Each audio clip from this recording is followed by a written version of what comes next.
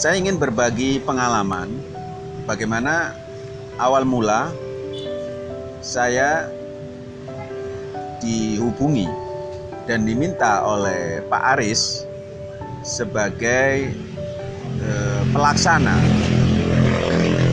dan penyelenggara PKBM Pihulang Becik di Salatiga untuk mengajarkan materi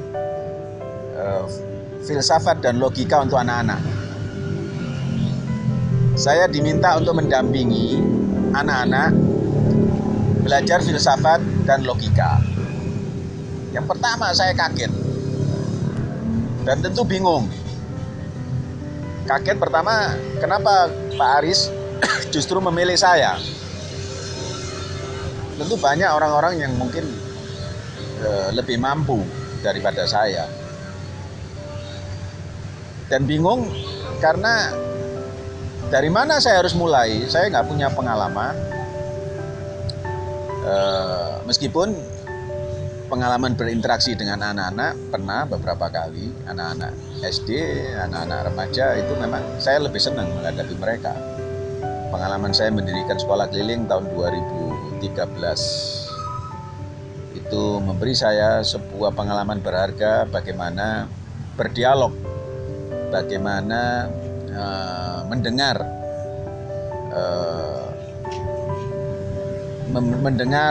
perkataan anak-anak, bagaimana memahami bahasa anak-anak dan remaja.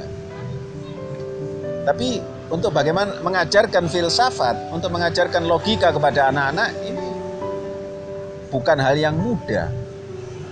Apalagi di Indonesia, saya belum pernah dengar secara langsung. Kalau toh ada, mungkin hanya beberapa gelintir orang saja yang melakukan hal ini, karena betul-betul hal ini masih baru. Singkat cerita, Pak Aris meyakinkan saya bahwa saya bisa. Saya diberi kebebasan yang luar biasa, saya diberi kemerdekaan untuk berkreativitas dalam menyampaikan materi. Nah, itu yang kemudian menjadi tantangan, dan saya tidak mundur untuk menerima tantangan ini. Dan kemudian saya mencari sumber sana sini, menelaah dan melakukan koneksi dengan internet, cari-cari bahan, sehingga saya terhubung dengan penggiat-penggiat filsafat, khususnya filsafat untuk anak-anak, bahkan pada level internasional. Saya terhubung, kemudian saya mengambil sumber-sumber, mendapatkan buku-buku, beberapa buku-buku penting, baik dari penggagas utama filsafat untuk anak-anak, Matthew Lithman, beberapa buku dari beliau, atau buku-buku lain yang ditulis oleh para pakar, oleh para penggiat filsafat untuk anak-anak, ya, Philosophy for Children. Apa yang terjadi kemudian?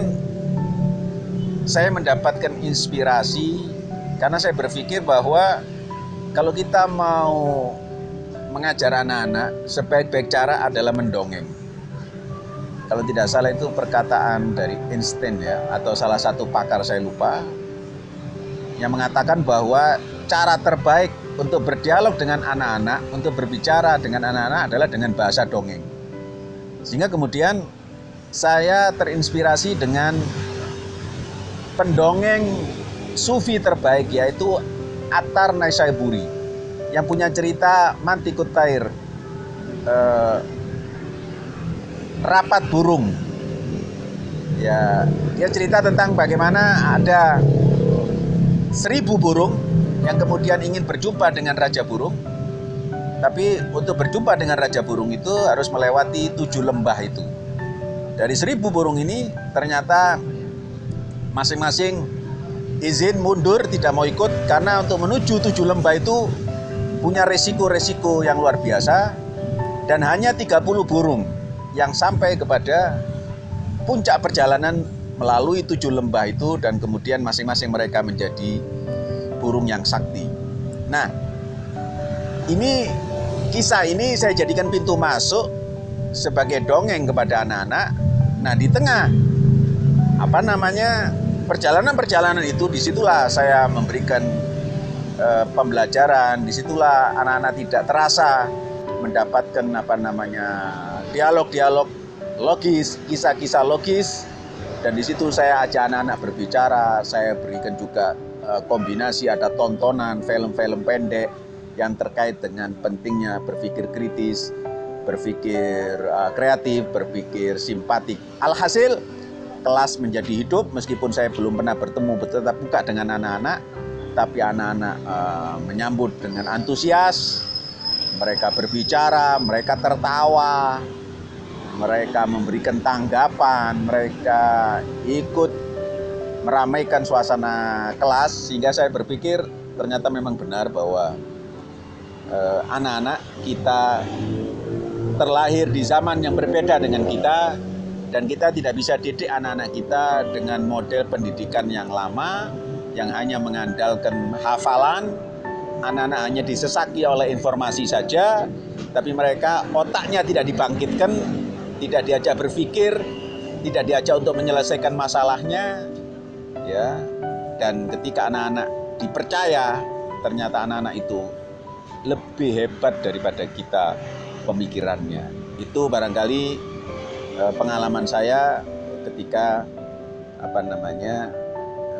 mengadakan kelas pembelajaran dan pendampingan kelas filsafat dan logika untuk anak-anak. Terima kasih.